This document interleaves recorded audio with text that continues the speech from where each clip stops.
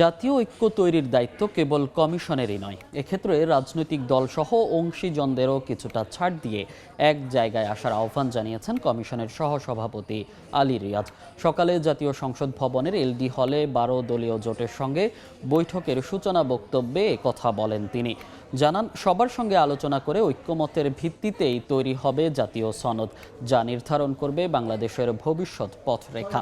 সবাইকে এক জায়গায় নিয়ে আসতে সহযোগী রাজনৈতিক শক্তিগুলোকে অনুপ্রাণিত করতে 12 দলীয় জোটের প্রতি আহ্বান জানান অধ্যাপক আলী রিয়াজ।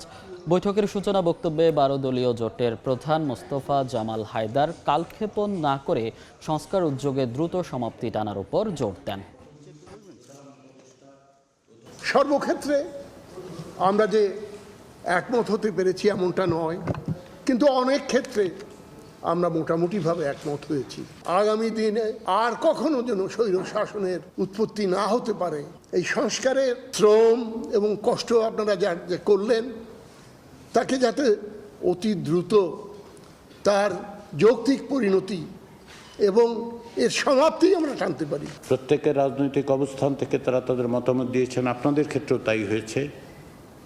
কিন্তু ঐকমত্য তৈরি করতে হলে সবাইকেই কিছু না কিছুটা ছাড় দিতে হবে, সবাইকেই আমাদের এক জায়গায় আসতে হবে। আমরা সব বিষয়ে একমত হতে পারবো না, কিন্তু রাষ্ট্রের পুনর্গঠনের জন্য যে মৌলিক জায়গাগুলো, সেখানে আমাদেরকে একমত হয়েই বাংলাদেশকে এগিয়ে নিয়ে যেতে হবে। অন্যান্য রাজনৈতিক শক্তির সঙ্গে কথা বলুন, কি করে আমরা এক জায়গায় আসতে পারি। এই মুহূর্তে জাতীয় সংসদ ভবনের এলডি হলের সামনে আছেন সহকর্মী ফারুক ভূঁইয়া রবিন। সরাসরি যাচ্ছি তার কাছে।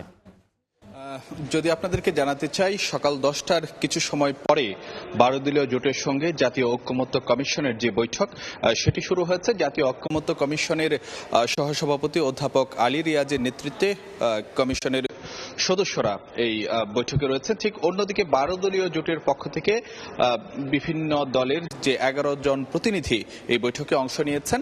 তবে বৈঠকের শুরুতে কমিশন সহসভাপতি আলী রিয়াজ তিনি যে কথাটি বলেছেন, এই কমিশনের দায়িত্ব যেমন যে সবার সঙ্গে আলাপ আলোচনার ভিত্তিতে এবং ঐক্যমত্যের ভিত্তিতে একটি জাতীয় সনদ তৈরি করা। তবে এই ঐক্যমত্য তৈরি কেবল কমিশনেরই একক দায়িত্ব নয়, এক্ষেত্রে অন্যান্য রাজনৈতিক দল সহ যে অন্যান্য যারা অংশীজন রয়েছেন তাদেরও ভূমিকা রয়েছে, তাদেরকেও কিছু না কিছু একটি ছাড় দিতে হবে এবং তার ভিত্তিতে একটি ঐক্যমত্যে আসতে হবে, সে বিষয়টি তিনি তুলে ধরেছেন। এবং এক্ষেত্রে তিনি 12 দলীয় জোটের সঙ্গে যে বৈঠক হয়েছে সেখানে সহযোগী যে রাজনৈতিক শক্তিগুলো রয়েছে তাদেরকে অনুপ্রাণিত করার জন্য ঐক্যমত্যে আসার ক্ষেত্রে সে বিষয়টি তিনি কিন্তু যথেষ্ট জোর দিয়েছেন। তবে অন্যদিকে 12 দলীয় জোটের পক্ষ থেকে যেই এই জোটের প্রধান মোস্তফা জামাল হায়দার তিনি যে কথাটি বলেছেন যে তারা কমিশনের অনেক প্রস্তাবের সঙ্গে যেমন তারা একমত হয়েছেন, তা বা আবার কিছু কিছু বিষয়ে তাদের দ্বিমত রয়েছে, কিন্তু মোটা জায়গায় তারা এমন একটি জায়গাতে পৌঁছাতে চান যেন বাংলাদেশে আর কখনো যে স্বৈর শাসনের উৎপত্তি না হয়, সেই জায়গাটি তারা নিশ্চিত করতে চান। তবে একই সঙ্গে যে সংস্কার যে কার্যক্রম সেটি যেন অতি দ্রুত সময়ের মধ্যে একটি যৌক্তিক পরিণতির জায়গায় যায়, সে বিষয়ের উপর তিনি জোর দিয়ে বলেছেন যেন জনগণের প্রতিনিধিদের হাতে, নির্বাচিত প্রতিনিধিদের হাতে যে ক্ষমতা দেওয়ার বিষয়টি ক্ষেত্রে যেন কোনো বিলম্ব না হয়, সেটি আসলে যে তারা কামনায় রাখতে চান। তো এই ছিল আমার কাছে সবশেষ খবরাখবর। সরাসরি যুক্ত ছিলাম জাতীয় সংসদ ভবনের এলডি হলের সামনে থেকে।